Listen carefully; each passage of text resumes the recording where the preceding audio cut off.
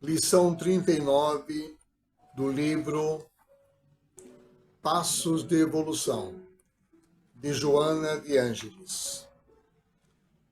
Motivação. O prazer é sempre a maior motivação, mas, para o homem saciar sua fome, primeiro vem o desconforto e até o sofrimento da fome. O medo persegue o homem até que ele consiga a segurança. Mas a guerra, sempre cruel, surge em virtude da tribo que procura, para sobreviver, outras terras mais abundantes e as invade em busca de caça e alimento. Era assim no começo da humanidade, é assim até hoje.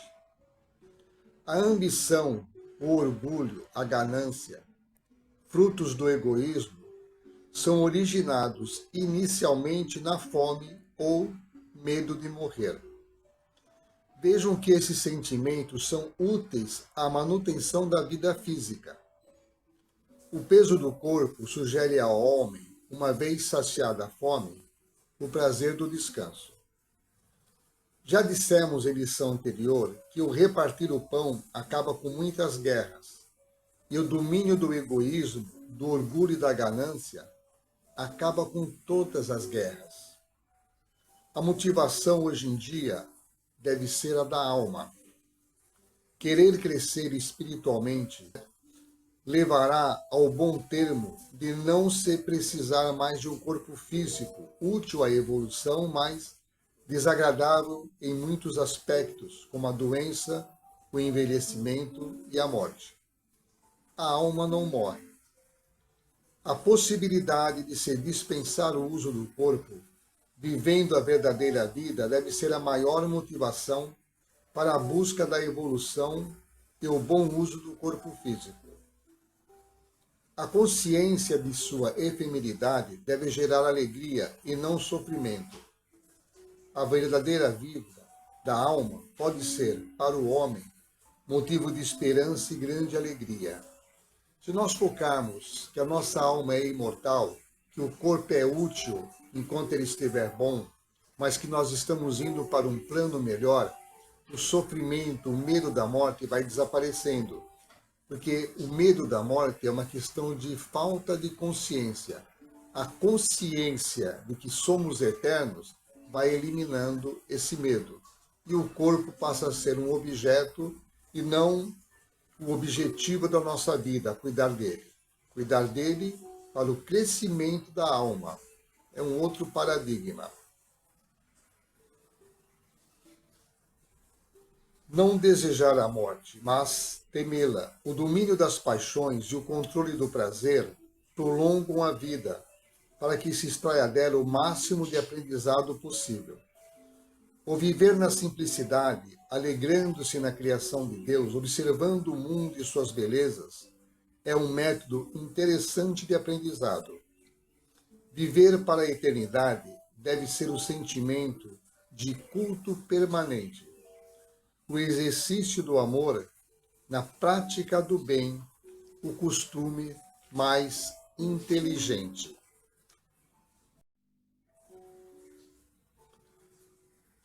Lição 40. O propósito de tudo, do livro Passos de Evolução, de Joana de Ângeles. O propósito de tudo. O rio tem um curso. Os planetas têm um curso, o homem também. Para tudo há um destino, uma utilidade. Nada é inútil. O homem precisa descobrir individualmente a sua utilidade. Palavras do Cristo. Vós sois o sal da terra.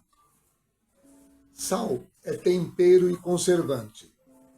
Então se pergunte: eu dou sabor à vida? Quem deve usufruir do sabor que eu dou? Quem se beneficia com minha presença?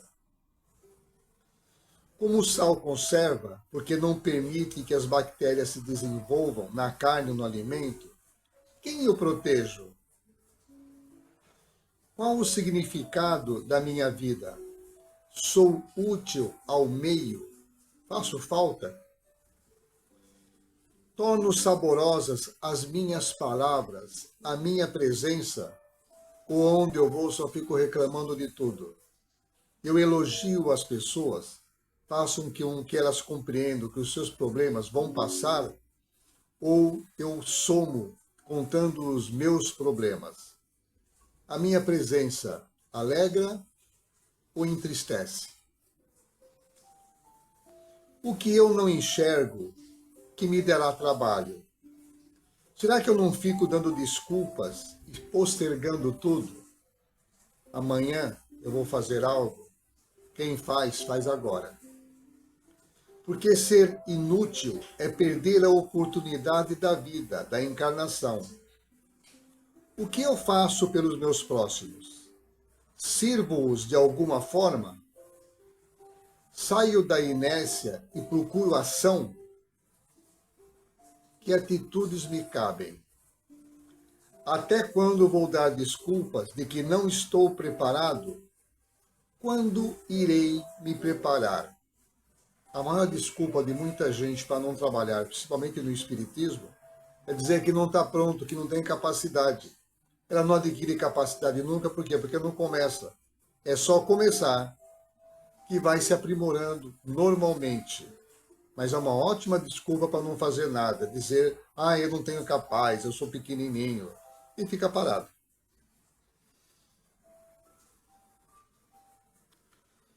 Todo trabalho exige um aprendizado prévio, mas é na prática que se cresce, se aprimora. Nunca é na teoria, na observação. Você pode ficar ao lado de um tatame, olhando a luta a vida inteira, você nunca vai aprender a lutar. É entrando, batendo e apanhando que você aprende. Ansiedade é negar-se a oportunidade de fazer algo para si e principalmente para os outros. Eu dou frutos. Qual o sabor? Doce ou amargo? Que vidas eu preencho? Preencho a minha? Sou um falso modesto, me escondendo atrás de uma falsa incapacidade? Sim, porque todos podem no seu limite. E os limites sempre podem ser expandidos na prática. Esse é o mecanismo de evolução. Parar enferruja, e ferrugem aparece em forma de doenças. Eu vivo doente? Está aí uma pergunta. Sou ansioso? Sou ansiosa? Tenho tempo para ficar ansioso? Eu não tenho. Lição 45, a paixão, do livro Passos de Evolução. Que fique bem claro que é uma produção exclusiva do corpo de desejos. Paixão e amor. Paixão é o nosso desejo pelo corpo do outro. Não é amor, mas pode vir a ser pela convivência, pela troca de energias, pela sintonia da alma, pelo aprimoramento do emocional. A energia Kundalini, proveniente da Terra, intensifica a produção de hormônios que automaticamente pressionam o corpo a projetá-la para fora. Esse mecanismo, inconsciente para o homem, é acionado instintivamente quando o estímulo visual de uma mulher.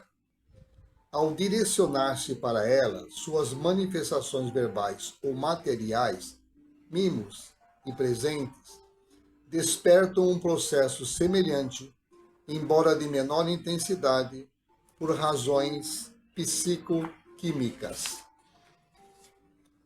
A proximidade dos corpos, a irradiação hormonal, o prazer gerado leva ao clímax do orgasmo, que é um processo independente. Cada um sente por si, acreditando que o outro sentiu o mesmo. A afetividade gerada pela satisfação vai educando o corpo a identificar o outro como fonte de prazer, quando na verdade ele é somente um espelho. Se houver a intenção de ambos, o prazer irá despertar a sensação de bem-querer, de afeto, desejo de mútua proteção e de propriedade. Quando esse desejo, satisfeito, eliminando as energias do desejo sexual, permanece à vontade de continuar juntos, é porque a convivência afinizou a vibração de ambos. Quando esse processo coincide entre os dois, o sentimento de felicidade e prazer pode resultar na união de almas, onde começa a se expressar o sentimento do amor. Então, o carinho, a atração física pode chegar no amor quando um começa a prestar atenção na alma do outro, que o outro tem de interessante, e ampliar o envolvimento além do físico. À medida que se evolui e na multiplicidade de encarnações, a troca de energias vai se ampliando, chegando ao nível de se identificarem como almas gêmeas. Essa troca de carinho, de amor em uma vida, numa outra vida, um sente a atração pelo outro, porque isso passa para a alma, não é apenas físico. A atenção gerada no processo de gravidez, a união de auras entre mãe e filho, produz uma sensação ainda mais intensa e, por ser desprovida do desejo carnal, se sutiliza, deixando entrever o amor mais puro e verdadeiro, o amor de mãe. A interferência de seres angelicais no processo de gestação favorece o desenvolvimento de sentimentos mais sublimes. Como tudo tem um propósito maior, à medida que o desejo de satisfação de um prazer físico, egoísta em si, passa a ser um querer bem de alma e atitudes de proteção ao próximo, altruísmo, resulta em união para caminhar para Deus. Por isso, toda manifestação de carinho desinteressada pode ser classificada como amor.